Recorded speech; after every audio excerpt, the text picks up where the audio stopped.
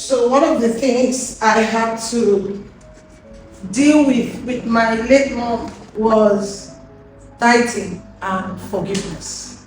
In fact, anytime I mentioned tithing, she would cry. In fact, one day she said, "Chioma, you are wicked. Chioma, wicked." That's what she used to call me. "You are wicked. How much is my salary?" My mother could cry. So even when people say I cry, look at them, I'm like, you don't understand. What about my father? Mighty man, lion, or soft heart? You will get angry immediately, react immediately, or soft mind. So I kept talking to my mom about tithing, and she wanted me to understand that her salary was small. It was tough. Then forgiveness.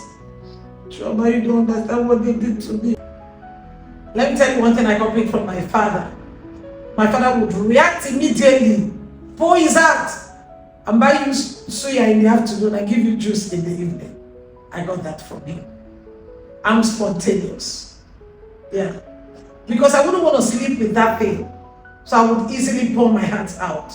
And I will tell you, no, I don't like this one. Because I want to sleep and wake up, not having hot in my heart. You have to be able to forgive people, including yourself, if you really want to move forward in life. Forgive yourself. Because if you don't forgive yourself, you do not have the ability to forgive another. Lawyers would always say, nemo dat quod non habet. You can never give what you don't have.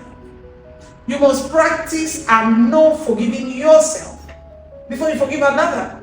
Because the measure at which you have mercy on you is the same way you would forgive another person. But let me say something here. When you have issues, solve it. Men, you like pushing things. You don't like to talk about things. I don't want you to behave like David.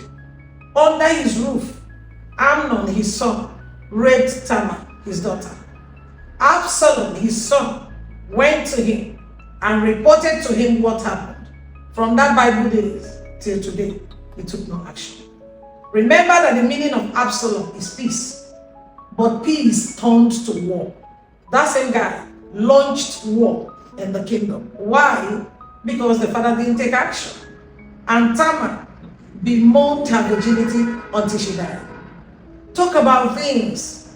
Don't just assume. And rape is not something you wish away. It's something you attack. You go through it. You bring out that person. But King David didn't take any action. Please let it go. As long as you're holding on to the past, you are literally keeping yourself in the past. And if you really, really want to move forward, take off the past from life support. Take it off from oxygen. If you want to build a better relationship in life, then let go of the past. Talk about it and let it go. So that you'll be able to face tomorrow. Remove the life support on the past. I recall the story of a lady who was wheeled into the theater for surgery. Everything was set, and the tradition of the consultant, the chief surgeon, was to pray before ever he carried any procedure. So when he prayed, closed his eyes, as he was praying, he saw all forgiveness written on the body, on the stomach of the lady. And it was written on the corpse of the lady. He saw it there. That's why it's always good before you go to the hospital, commit yourself into the hands of God, so that God takes over the doctors. And based on what he saw, he opened his eyes and asked the woman, "Who are you holding in unforgiveness?" She didn't waste time. She said, "My brother-in-law. What he did to me, accused me." You know, people can have a wrong impression about you. Meanwhile, that's not who you are. And the reason is because they refuse to hear you out. And so you begin to pile up those things. If it becomes toxic, please shift. There's no reason why you shouldn't be heard in a relationship. Even if you have nonsense to say, the nonsense should still be heard. So, because of what happened, nobody listened to her, And I think the brother-in-law kind of was wealthier. Everybody respected him. His words were laws. So because he said no, everybody shied away from it. She decided not to forgive him. And she was waiting on the Lord for the fruit of the womb. And here she was, blessed of the Lord. Because what else can I call it if not blessing? And the chief surgeon said, if I cut you open, you bleed to death. I'm not going to cut you. Go back home. Because what I see lying on the table is a corpse. It's you. And the reason is unforgiveness. Contrary to medical ethics, the doctor ordered that that woman be dressed and surgery cancelled. That was fibroid surgery.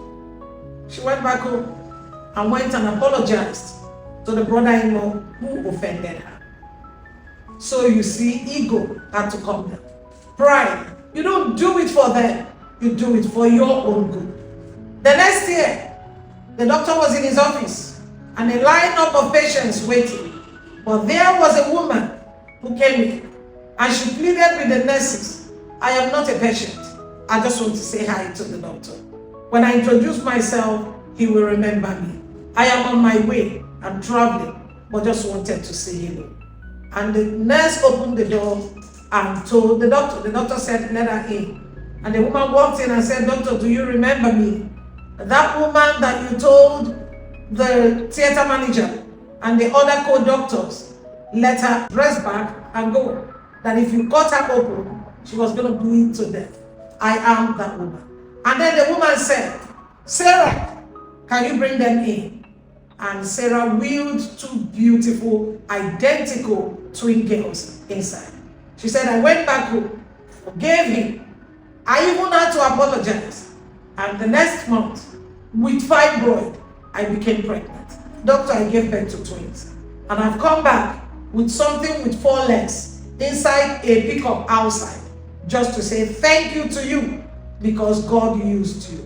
What about the woman that husband beats the hell out of her just because she was having all girls? When she had the last one, that she nearly died, it was a boy and bleeding setting. And she said, it's because of this boy that this man nearly killed me.